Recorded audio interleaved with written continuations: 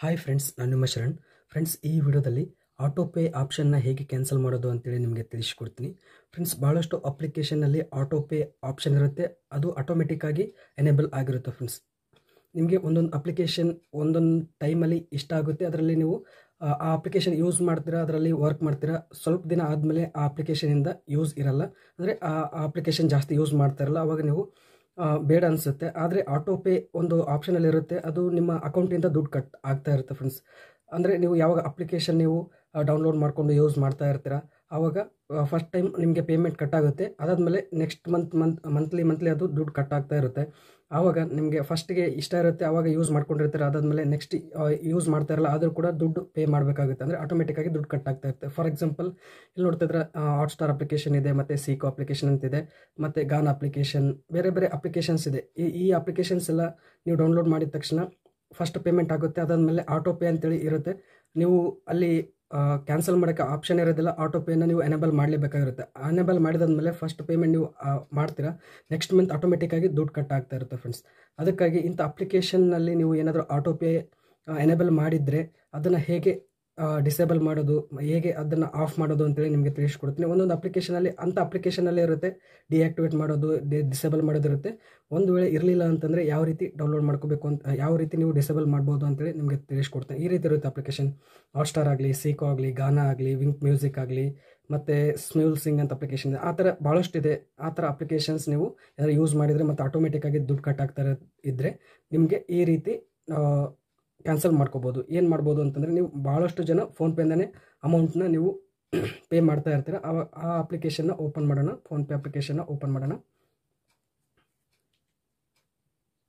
Open ಮಾಡಿದ ತಕ್ಷಣ ಇಲ್ಲಿ ನೋಡ್ತಿದ್ರೆ ಹಿಸ್ಟ್ರಿ ಅಂತಿದೆ. ಹಿಸ್ಟ್ರಿನ ಕ್ಲಿಕ್ ಮಾಡಬೇಕು. ಕ್ಲಿಕ್ ಮಾಡಿದಾದ್ಮೇಲೆ ಯಾವ ಅಪ್ಲಿಕೇಶನ್ನ ನೀವು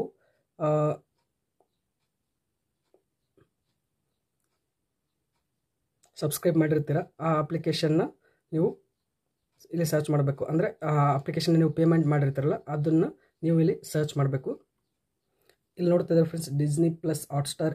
ಇಲ್ಲಿ ನಾನು ಪೇ ಮಾಡಿದ್ದೀನಿ, 149 ರೂಪೀಸ್ ನಾನು ಪೇ ಮಾಡಿದ್ದೀನಿ. ಈಗ ಆಟೋಮೆಟಿಕ್ಕಾಗಿ ಮತ್ತೆ ಇದು ದುಡ್ಡು ಕಟ್ಟಾಗುತ್ತೆ ಈ ರೀತಿ. ಅದೇ ರೀತಿ ಬೇರೆ ಅಪ್ಲಿಕೇಶನ್ ಕೂಡ ನಾನು ತೋರಿಸ್ತೀನಿ. ಇಲ್ಲಿ ನೋಡ್ತಿದ್ದಾರೆ ಫ್ರೆಂಡ್ಸ್, ಈ ಅಪ್ಲಿಕೇಶನಿಂದ ಕೂಡ ನನಗೆ ದುಡ್ಡು ಕಟ್ಟಾಗುತ್ತೆ ಮಂತ್ಲಿ. ಇಲ್ಲಿ ನೋಡ್ತಾರೆ ಆಟೋ ಪೇ ಅಂತೇಳಿ ಇಲ್ಲಿ ಎನೇಬಲ್ ಆಗಿದೆ ಅಂತೇಳಿ ತೋರಿಸ್ತಾ ಇದೆ. ಈ ರೀತಿ ಅಪ್ಲಿಕೇಶನ್ನ ನೀವು ಡಿಸೇಬಲ್ ಮಾಡಬೇಕು, ಆಟೋ ಪೇ ಡಿಸೇಬಲ್ ಮಾಡಬೇಕು, ಅಂದರೆ ಆಫ್ ಮಾಡಬೇಕು ಅಂತಂದರೆ ಈ ರೀತಿ ಕ್ಲಿಕ್ ಮಾಡಬೇಕು. ಕ್ಲಿಕ್ ಮಾಡಿದಾದ್ಮೇಲೆ ಕೆಳಗಡೆ ಬನ್ನಿ. ಕೆಳಗಡೆ ಬಂದಾದ್ಮೇಲೆ ನೋಡ್ತಿದ್ರೆ ಮ್ಯಾನೇಜ್ ಆಟೋ ಪೇ ಅಂತಿದೆ, ಅದನ್ನು ಕ್ಲಿಕ್ ಮಾಡಿ.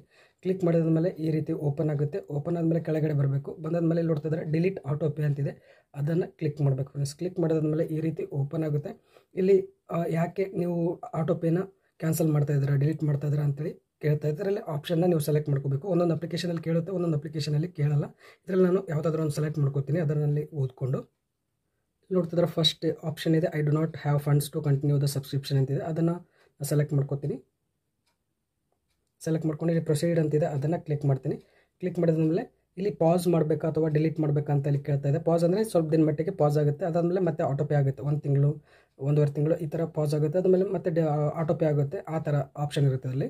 ಇಲ್ಲ ನಾವು ಇದು ಆಟೋ ಪೇ ಆಗಲೇಬಾರ್ದು ಮುಂದೆ ಅಂತಂದರೆ ಇಲ್ಲಿ ಡಿಲೀಟ್ ಆಟೋ ಪೇ ಅಂತಿದೆ, ಅದನ್ನು ಕ್ಲಿಕ್ ಮಾಡಬೇಕು. ಕ್ಲಿಕ್ ಮಾಡಿದಾದ್ಮೇಲೆ ಇಲ್ಲಿ ಕನ್ಫರ್ಮ್ ಕೇಳುತ್ತೆ, ಕನ್ಫರ್ಮ್ ಅಂತೇಳಿ ನಾವು ಕ್ಲಿಕ್ ಮಾಡಬೇಕು. ಕ್ಲಿಕ್ ಮಾಡಿದ್ಮೇಲೆ ಇಲ್ಲಿ ಪಿನ್ ಇರುತ್ತಲ್ಲ ನಿಮ್ಮ ಫೋನ್ಪೇ ಪಿನ್, ಇಲ್ಲಿ ಎಂಟರ್ ಮಾಡಬೇಕು. ಎಂಟರ್ ಮಾಡಿದ್ದೀನಿ. ಇಲ್ಲಿ ರೈಟ್ ಕ್ಲಿಕ್ ಮಾಡ್ತೀನಿ. ಕ್ಲಿಕ್ ಮಾಡಿದಾದ್ಮೇಲೆ ಇಲ್ಲಿ ನೋಡ್ತಾ ಇದ್ದಾರೆ ಆಟೋ ಪೇ ರಿಮೂವ್ಡ್ ಸಕ್ಸಸ್ಫುಲ್ಲಿ ಅಂತೇಳಿ ಬಂದಿದೆ. ಈ ರೀತಿ ನೀವು ಯಾವುದೇ ಅಪ್ಲಿಕೇಶನ್ನ ನೀವು ಆಟೋ ಪೇ ಮಾಡಿದರೆ ನೀವು ಈ ಆಟೋ ಪೇನ ನೀವು ರಿಮೂವ್ ಮಾಡ್ಬೋದು. ಈ ಥರ ಮಾಡಿದರೆ ನಿಮಗೆ ಮಂತ್ಲಿ ದುಡ್ಡು ಕಟ್ ಆಗಲ್ಲ ಫ್ರೆಂಡ್ಸ್. ಇಲ್ಲಿ ನೋಡ್ತಿದ್ರೆ auto pay has been deleted ಅಂತೇಳಿ ಬಂದಿದೆ. ಈ ರೀತಿ ನೀವು ಯಾವ ಅಪ್ಲಿಕೇಶನ್ಗೆ ಆಟೋ ಪೇ ಎನೇಬಲ್ ಮಾಡಿದರೆ ಅದನ್ನೆಲ್ಲ ನೀವು ಡಿಲೀಟ್ ಮಾಡ್ಬೋದು ಫ್ರೆಂಡ್ಸ್. ಈ ವಿಡಿಯೋ ಇಷ್ಟ ಆದರೆ ಪ್ಲೀಸ್ ಲೈಕ್ ಮಾಡಿ. ನನ್ನ ಚಾನಲ್ಗೆ ಸಬ್ಸ್ಕ್ರೈಬ್ ಮಾಡಿಲ್ಲ ಅಂದರೆ ಪ್ಲೀಸ್ ಸಬ್ಸ್ಕ್ರೈಬ್ ಮಾಡ್ಕೊಳ್ಳಿ. ಇದೇ ರೀತಿ ಒಳ್ಳೆ ಇನ್ಫಾರ್ಮೇಟಿವ್ ವೀಡಿಯೋಸ್ನ ಅಪ್ಲೋಡ್ ಮಾಡ್ತಾ ಇರ್ತೀನಿ ನನ್ನ ಚಾನಲಲ್ಲಿ. Thank you friends, thank you very much.